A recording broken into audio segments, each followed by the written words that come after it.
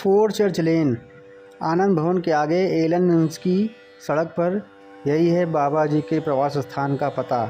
पहले यहाँ दादा मुखर्जी जी रहते थे, अब सत्या पांडे जी रहती हैं। उनके बेटे की भी नेम प्लेट यहाँ आपको लगी दिख सकती है, शांतनु कुमार पांडे। आनंद भवन के पास एलनगंज में बाबा के धाम पर आना बहुत ही आसान है।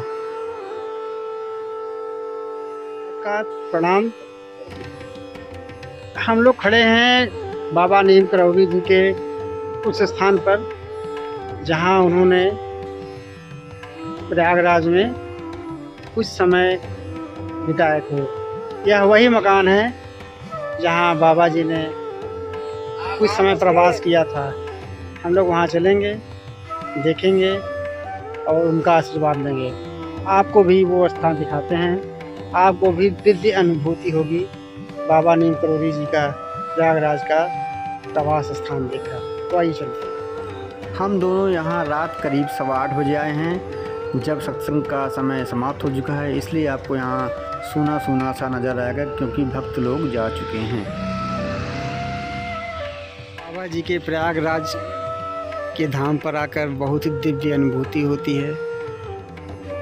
शांति का माहौल है।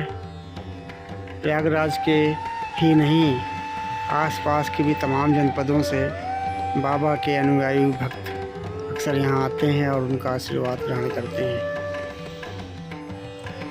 दादा मुखर्जी जी के मकान में यह वही कक्ष है जहाँ बाबा जी आने पर ठहरते थे। बाबा जी के बारे में इस मकान की देख रेख कर रही सत्या पांडे जी तमाम कहानियाँ और उनके चमत्कार के बारे में बताती हैं। आगे अभी चलकर उनसे हम बाबा जी के बारे में तमाम जानकारियाँ लेंगे और सुनेंगे कैसे कैसे बाबा जी के चमत्कार से प्रभावित होकर भक्तों का यहाँ आना शुरू हो गया था। देख सकते हैं इस कक्ष में बाबा जी के ठहरने और सोने के लिए रखे तख्त पर बिछी चादर पर राम फूलों से, गुलाब की पंखुड़ियों से राम लिखा गया है। और वहीं ये पोर्ट्रेट रखी हुई है जिसमें बाबा जी के पैरों के चिन्ह हैं। इस कमरे में आने पर अलग ही तरह की अनुभूति होती है।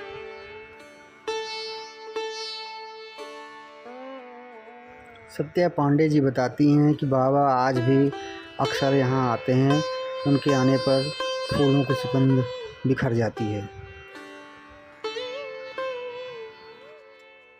बोलो बजरंगबली की जय। कलयुग के साक्षात भगवान है बाबा नीम करौली महाराज जी।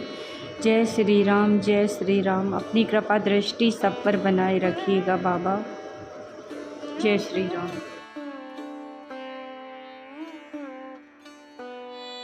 ये भजन हाल है जहाँ बाबा के भक्त आकर भजन करते हैं। शाम 5 से 8 बजे तक भजन का वक्त निर्धारित है। बाबा के भक्तों को यहाँ आकर असीम शांति का अनुभव होता है। ऐसा महसूस होता है जैसे बाबा जी उनके आसपास ही कहीं हो, उन्हें देख रहे हैं और अपना आशीर्वाद प्रदान कर रहे हैं। जब हम यहाँ पर वीडियो बना रहे हैं तो हमें ही भी ऐसा महसूस हो रहा है जैसे बाबा जी की कृपा, बाबा जी का आशीर्वाद, बाबा जी की दृष्टि हम पर बनी हुई है। के हाल में आपको बाबा जी की तमाम तस्वीरें देखने को मिल जाएंगी, जिनमें बाबा जी का अलौकिक स्वरूप नज़र आता है। बहुत ही सुंदर और अलौकिक।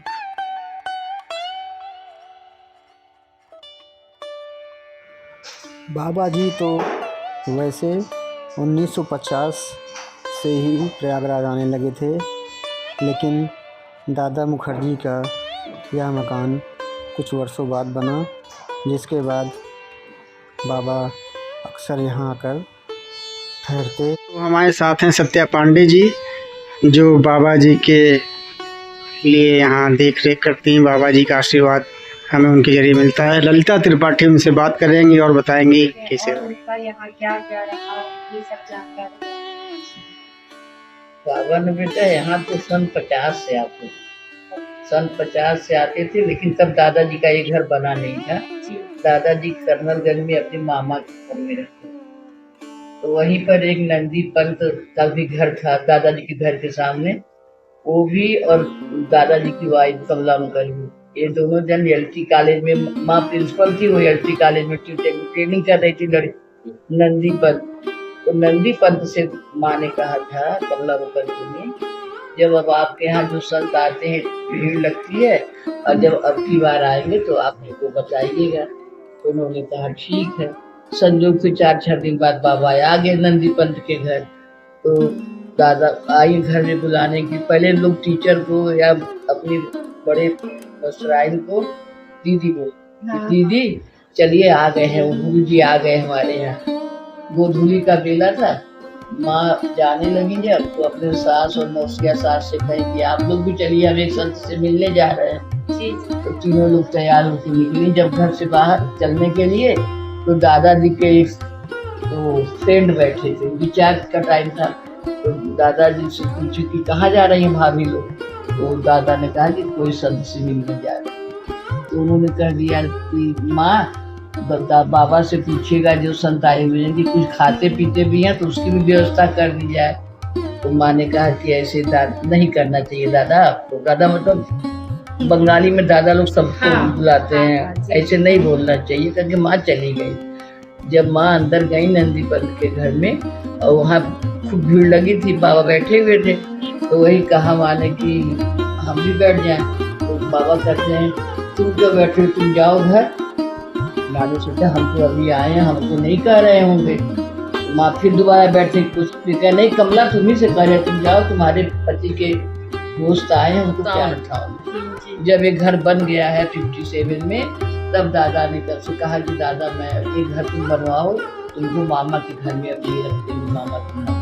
तो एक घर बना, बड़ी परेशानियों से, छोटी तनख्वाह थी लेकिन बन गया। तब बाबा यहाँ आ गए। जैसे ही बाबा यहाँ घर में प्रवेश किए, क्या दादा ये तो वहाँ लाल मकान, लाल वाड़ी दादा घर बहुत अच्छा बना है, देखो कमला ने कितना अच्छा घर बनवा दिया दादा की वाइफ की, अब मैं यहीं रहूंगा करके इस कमरे में बैठ गए। और तब से सन 57 से तो रेगुलर हर साल जाड़े में क्या, जब भी उनकी इच्छा होती थी, गर्मी बरसात धड़ के आते थे, अंदर चले आते थे। दादा मैं आ गया। अब बाबा का आना नहीं कि भंडारा शुरू,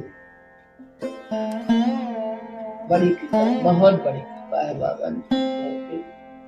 कि बाबा जी काले हो जाते थे, बंदर की तरह नाली में पड़े रहते थे। अब पिछली बार हम आए थे भैया के साथ, तो जैसे आप काले नहीं हो जाते थे, बंदर का रूप महाराज जी हो गए थे एक बार, दादा ने देखा था ऐसा। अच्छा जब आते थे तो शहर कक्ष बाबा का यही, बाबा जी यहाँ किसी भक्तों से मिलते नहीं, किसी तखत पे सोते थे। मिलने का कमरा वो भजन हाल है जहाँ बाबा भक्तों से मिलते थे। बाबा जी आज शरीर में नहीं है, लेकिन दादाजी ने उनका वही तखत, वही बिस्तर सब ऐसे रखा हुआ है। हम लोग चादर बदल देते हैं हर रात में, क्योंकि फूल रखने से गंदे हो जाते हैं तो बदल देते हैं। और महाराज जी के आज भी चरण कभी तखत पे आ जाता है, तभी शुद्ध हो जाता है कि महाराज जी यहाँ हैं। अब मिलते थे बाबा जी भजन हाल में, और भजन हाल यही है सामने।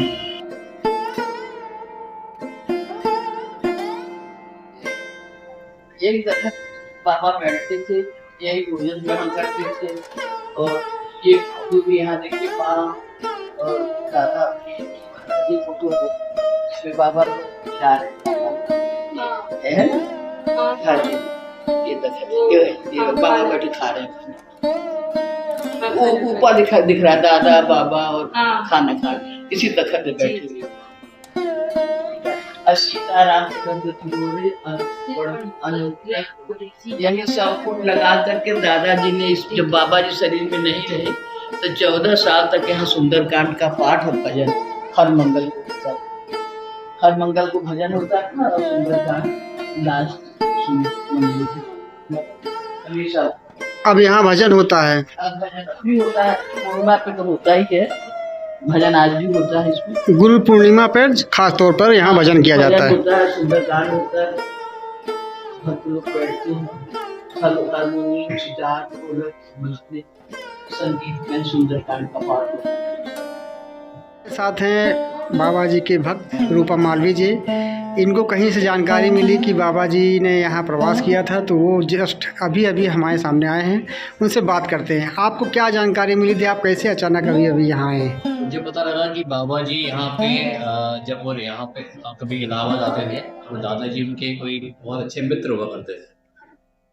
तो उनके ही निवास स्थान पे हमेशा वो आते महीने 15 दिन के लिए आते थे, संगम में नहाते वहाते थे। तो मुझे कुछ 4-5 दिन पहले पता लगा, तो मैंने एक बार मैं यहाँ पे आऊँगा, देखूंगा। गूगल मैप लोकेशन मिली और घर लगा कि यही वाला घर है, मुझे यही लगा रहा है। तो इसीलिए बस बहुत बड़ा कृपा है बाबा जी की, हम यहाँ पे आ पाए। ये तो रहे हैं।